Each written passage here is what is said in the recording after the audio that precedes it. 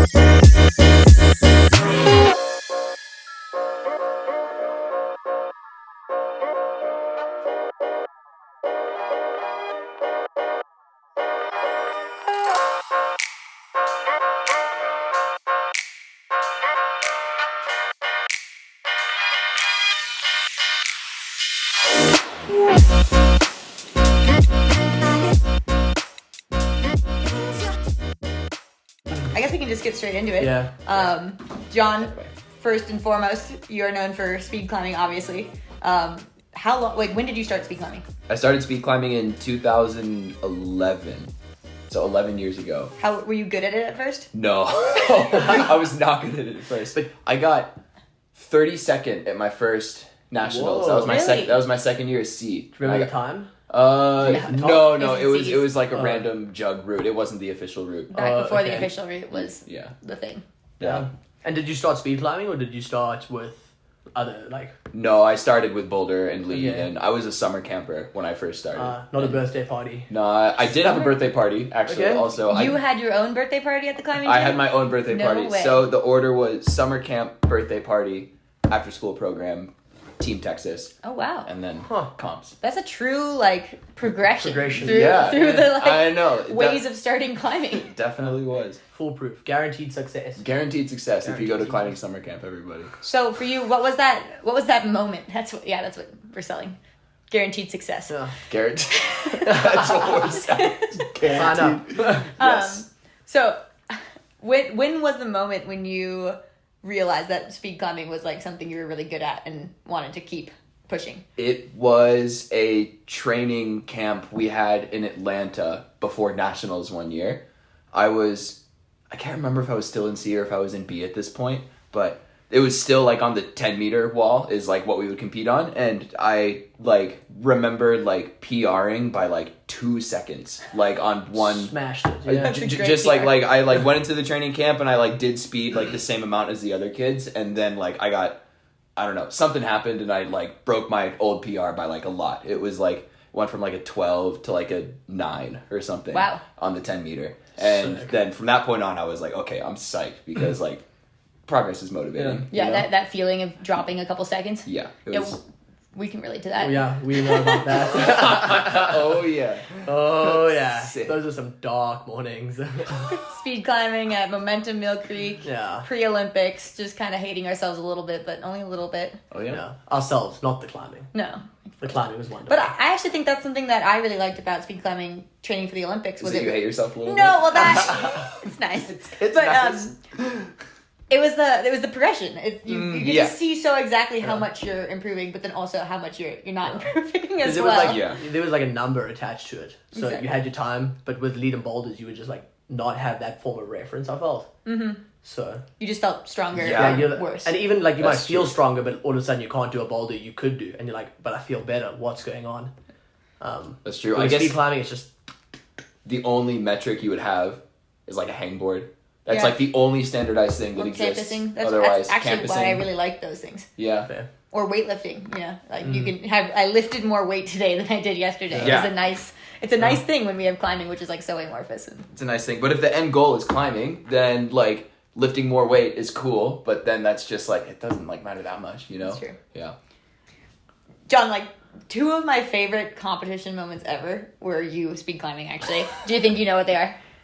I think I know what one of them is. One of them was at Sender One Yeah. in LA, and John was against The reigning world champion. the reigning from world Russia, champion who is from Russia. just like happened to be in the U.S. on vacation or Yeah, something. and wanted to compete at U.S. Nationals Yeah. on the Who 10 was it? meter. He was on the 10-meter wall, and I'm forgetting his name. Stanislav. Stanislav. It was Stanislav. Kokorin. Yeah, it was Stanislav Kokorin. Oh, He's a okay. legend. He's OG. He is a legend. Yeah. But it was on the 10-meter wall. World Cups are always on the 15-meter wall. And nobody had ever gotten a 3 on the 10-meter. And John freaking wins this comp, gets a 3. All of us were holding hands watching. And John beats the reigning world champion. And we all just started screaming. Oh my Yeah. God, it was amazing. What year was this? This is it was in LA. 2016? And Oh, we died. uh-oh. All right, we're back in it. Okay, so first favorite moment was John Center 1, 2014. Yep. Second, Absolutely incredible. I actually have a video of that too. Okay, well, That's probably we my will favorite slide it combo in too. That- somewhere. Yeah. Second favorite? And you were here for this one, Chris. Yeah. So why don't you say it? Well, my number one favorite is John in Salt Lake running the 5-2. It was the second weekend, right? First weekend. First weekend. Yeah, it was absolutely nuts. Like, so fast, so clean. It was, yeah. And I think partly what made that so cool to watch was, I think watching you, I think the year before, you're like, oh my God, people are so fast now. It's just like disheartening. And then, Yeah. bam, you were one of those fast guys. It was sick. No, Like, it felt good. It's crazy contrasting those two moments because like in Sender 1 in 2014, like I felt all the emotions like immediately. Like that was like definitely one of like the best like happiest moments like I've ever had for sure. But at the Salt Lake World Cup, I just felt like I executed and it was normal, which is crazy. That is and then crazy. like I didn't think I was in first after that because I was like, yeah, there are like so many good people here. There's no like Yeah. maybe I'm like up there, like I'm probably up there, but it's not like it's probably close. Yeah. And then it was actually way less close than I thought it was, and it just felt like a very normal run. And then the craziest part about that, from my perspective, was everybody's reaction to it instead of the run itself. I Yeah. think. That's hype. because that was a U.S. record, and it was on U.S. soil. And I got Yeah. it's just cool. Yeah. Personal record, everything. Yeah. Every Hometown. record. In the hometown. In the Yeah. hometown. That's Well, how I is got. this the hometown? Salt Lake City I guess home? it's where it's enough of a hometown. Enough Feels of a home. hometown. It's not where I'm from, but it's where I live. Yeah. I feel That's it. a good- yeah. It definitely feels like home for sure. Yeah. And then, so a little bit of a like challenging question. How do you find, because you suffer with colitis, how do you I find... suffer with colitis. You suffer. He I suffers. Suffer. How do you find that the colitis deals with your speed climbing and training? That was crazy. So I guess I'll tell the story. Yeah. Just like from the beginning. So ulcerative colitis is basically just chronic colon inflammation. And when your colon is inflamed, it just doesn't work. It just won't work at all. And And so like what does the colon do? the colon like It's just like so like by the time like your food gets to your colon, like all the digesting is like basically done, and the colon's job is to like absorb water and like make poop, and you like poop. Yeah. And then that's the colon's job. But and so if like you don't have a colon, you have nothing to absorb like the water and like some nutrients from like the food that you're eating, and so your stools are liquid basically. And so like when you're really sick, that's like your body going like, okay, I got to get this out. Colon, don't worry about your job, I guess. Yeah. Is like my like very uninformed but like educated guess version of like understanding it. But so yeah, I was diagnosed right before COVID, like right when everything was going on in 2020. I was like having all these like symptoms, and I was fatigued all the time, and I was like losing a lot of nutrients, and I like wasn't getting better for a while, and I ended up flying home because I like got to the point where I just like was dizzy, couldn't take care of myself, was like going to the bathroom like 20 times a day. Like it was nuts. And then I lost a bunch of weight, took some time off of climbing, like 2 months off of climbing. And then when I came back to climbing, after I had like gone through this experience and like eventually I had like found treatment that worked and I started getting better and I could go back to the gym and the gyms were opening again after the pandemic, and it was like a totally different experience climbing on the wall because I was like always like very strong and I could like grab holds and hold on, and like my contact strength was really good, and that's like how I understood movement. But like my understanding of movement was like totally Gone. just like Or start from zero. like start from zero, gone, and like everything that I like thought that I had to do to like do a move was just not working because I didn't have like the muscles or like the technique that I had. And so I found myself like learning from scratch like how to move and like how to climb again in like a totally different way. And I was like good at slab. I was like standing on small feet. I found myself like not able to do anything overhung, whereas like before that was like my total strength, and it was just like the craziest experience, and it like made me fall in love with climbing again. That's cool. For sure. Blessings in disguise. Blessings in disguise.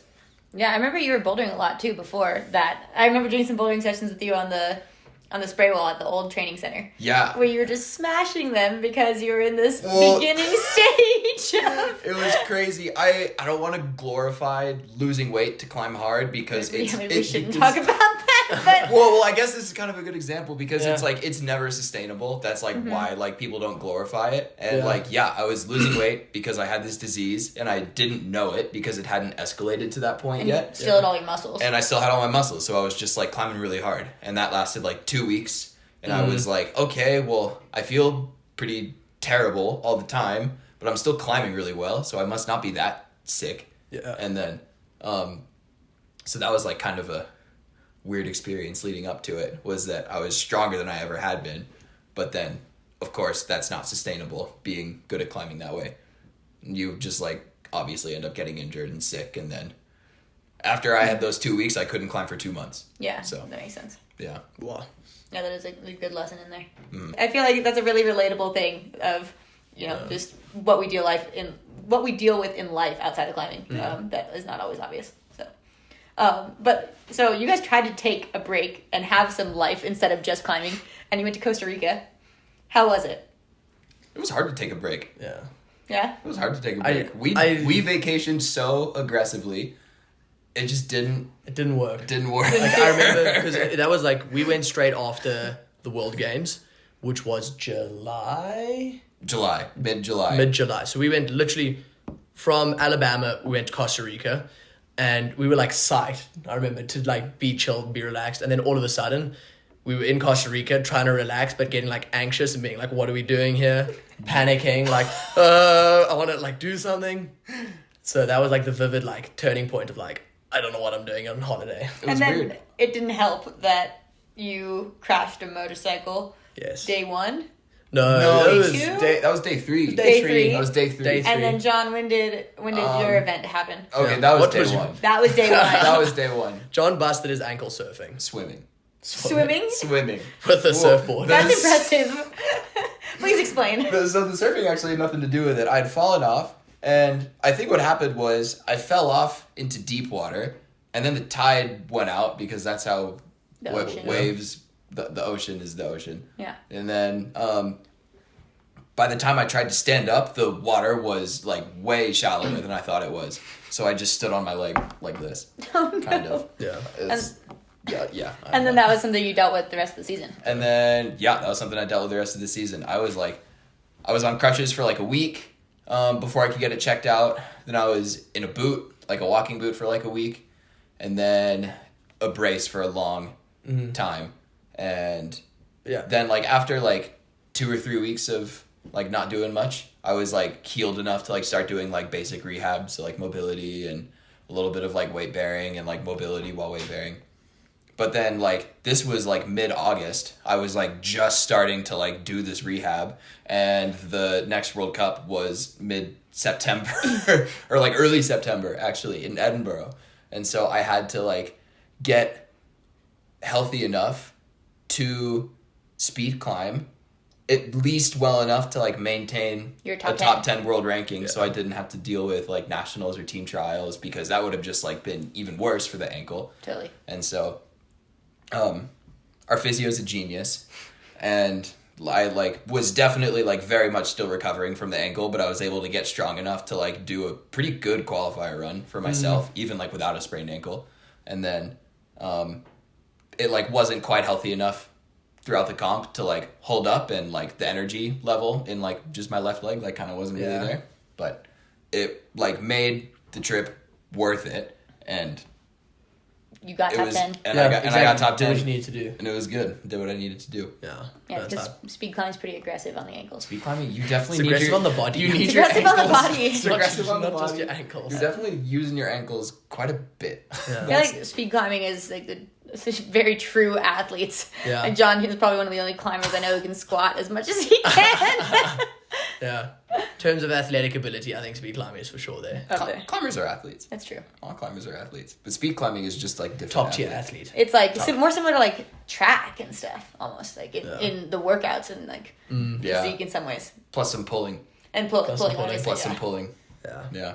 And do you find your ankle now? How is that? It's getting there. It's like, it still hurts sometimes. Like I actually like just shifted just now, and I was Yeah. like, ooh, that hurts. I shouldn't sit like that. And then, but like I'm just like getting my calf stronger at this point, and so I can like get back to training and be like back to where I was, or at least like get back to training to a point where I'm like not thinking about my ankle at all anymore. And I think I'm on track to do that. So Yeah. that's like the main goal, and And you think it'll be recovered now and like not hinder you for like next season and that's the goal. upcoming years? Yeah. As long as like I don't like dive into training too fast, then like it shouldn't hinder me. Well, that's a good segue actually into what are you doing right now then? Right now, Yeah, because nothing. you're taking some time off of speed training, right? Yeah. It's been like 3 weeks since I've touched a speed wall. But you're super Wait, psyched no. on lead Road? climbing. Lead, yeah. I've been doing a lot of sport climbing. It's Hell been yeah. sick. I heard you sent a 13A, A, B. I did. In- I did a 13C after that 13C? too. Actually, Oh, yeah. in rifle. It was in Oh, yeah. Killing it. not in rifle. It was in big. It was in big. Oh, Yeah, nice. yeah. That's sick. It was Yeah, like what's the name of it again? Osiris. Osiris, I did that's it. Osiris. Well, John's a really good boulderer too. For those who don't know, he's smashed some stuff outside. 13? V12, V13, B13. V13. Which B13. one?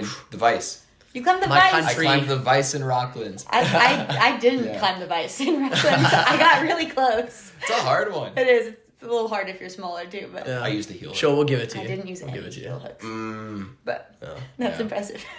Thank you. That was That's pretty 2017, cool. John. Do you know any other speed climbers who have climbed V13 actually? I'm sure people can. But Yeah. They just like haven't. They just maybe. haven't. Or they Yeah. probably have, but they just like don't talk about it. Yeah. Don't. Yeah. That's yeah. pretty cool though. Maybe Rashad.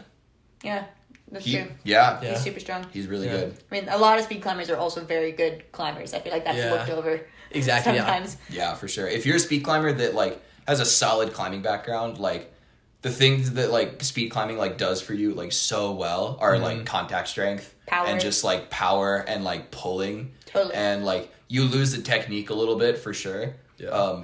Maybe more than a little bit. You lose the technique for sure. But like if you have a climbing background, you like climb for a little while and you Yeah, like you start get it to back. remember, and it comes back. And even after just like a month of not really speed climbing, but like climbing, like lead climbing outside in the gym like pretty regularly, I've noticed it's like come back quite a lot actually. I'm like more confident, like trusting my feet and like moving my hips around, and that's been a lot of fun. That's hype. It's been a cool like new experience, new challenge. But yeah, so it's been good. So I'm going to the Red next week. Awesome. For like 2 or 3 weeks. And that's going to be a lot of fun. I have no real objectives there. It's just to kind of like climb. Just As get it should on be. Just enjoy as it. it should be. Get on Yeah, the have a road. good time. I used to go there when I was a kid a lot, and I haven't been in like 6 years, so it'll be like a little bit of a pilgrimage. That's awesome. Which will be fun. Yeah. It'll be nice. Little soul mission. Back to my roots. To find myself Find yourself. in the Red in Slade. So you're Find gonna Miguel's pizza. I'm going to find myself at Miguel's Pizza. have some That's Italy. exactly what I'm going to do. Yeah. So well, I guess next season's a really important season. It's the Olympic qualifying season. Is that your goal? Yeah, for sure. Yeah. So that's like that's like it's related to the break, because like you want to like go into it like psyched and ready instead of like training too much, overdoing it, feeling burnt out, being injured. Totally, And so So that's like the main purpose of this break is to like be psyched and ready by the time it's time to start training again. Yeah. So I've made a training plan at this point. And now I'm just like kind of waiting to start and like taking advantage of the time that I have still. But I'm feeling really good about it. I'm feeling pretty confident. It's going to be hard, but I mean like what do you mean it's going to be hard? Like coming back into speed climbing or? I think the competitive aspect is going to be hard. The competitive aspect, and it's going to be a long season for sure. Yeah. Because especially with speed climbing actually, no? Well, I mean for everybody because the first Olympic qualifier event is World Championships in Bern, which are the beginning of August. And then so if you don't make it there, then there's another one in October through like December, depending on like which continent you live on. Those are the continental championships that are happening. And like usually that's like around the time the season ends. Mm-hmm. But there are events after that too that then you still have to qualify for. Yeah. And then add that in with like all the World Cups. Yeah. That like people are going to be doing. It's going to be huge a challenge. Season. But it's also going to be like a challenge that nobody, at least in speed climbing, but like in boulder lead in a lot of ways too, like nobody's ever faced it before. And so it's brand new for everybody. It's going to be really hard for everybody. And it's like definitely the most legitimate challenge that climbing has faced so far. Yeah. Which I think is really sick. And I know I'm going to put the work in. So I'm feeling really confident. And I feel like all the other athletes are going to put the work in too. And that's the challenging part. Yeah. So it's kind of that idea of working at a goal, like you're going to be proud of it, like kind of no matter what, but we believe in you. Thank you. Yeah. Thank you. I believe in John. I believe in you guys too. Oh, thanks. Yeah. Yes, we love it. I mean, we obviously are also looking at that same thing with qualifying on the boulder lead side. Mm-hmm. Similar looking long season and daunting, at least. I know I personally... Did you feel like that dark time after the Olympics? People talk about it, and it's this thing where you go to the Olympics, it's this huge high, and then you come back and it's just like... Like mental exhaustion, physical exhaustion. Yeah, you had like this goal that you were looking forward to for so long. And especially and then us with the delay. Yeah, with the delay for sure. And so now this thing that has been like getting you through is over. And now you're like, what do I do with my life? Exactly. What's happening? Did that happen to you? I wouldn't say, so I didn't get the delay because our qualification event was just as COVID hit. Oh, that's true. So our COVID, like nobody was qualified until the year of, or the December of the coming, so what, 2020? Yeah, end of December of 2020. But I didn't find like I was like frustrated like after the comp or like didn't really know like what I was doing. But I found like now and recently I've struggled with like motivation for competitions coming up where I've been like, well, it's just this kind of competition. It's like not on the same level or scale. It's hard to live up to that. Yeah, like I it's kind of weird to describe, but I feel like it's no longer at the like pinnacle and like forefront of my mind because it just like is not that impressive, I find. Interesting. But I feel like that's slowly changing. Like the longer I've spent or the more time it's taken since the Tokyo, the more that's changed. And now I can like look at smaller competitions and be like more psyched for them. Yeah. So I don't know, have you thought of that I think all? Kind of what John said about taking this break before the next season. I needed a break and didn't get one right after the Olympics, but I did kind of get one mid-season. And then I was like thinking I trained super hard. I think I mentioned this in one of our other shows, but I thought I trained like so hard for the lead season and was feeling really good. Yeah. But I was just like feeling good mentally and just thought that meant I felt good physically. Yeah. And then I was like looking back, I was like, I was training hard, but not at all as hard as I trained pre-Olympics, pre-2019 season. And I think I was just tired, you know, and that makes sense that I was.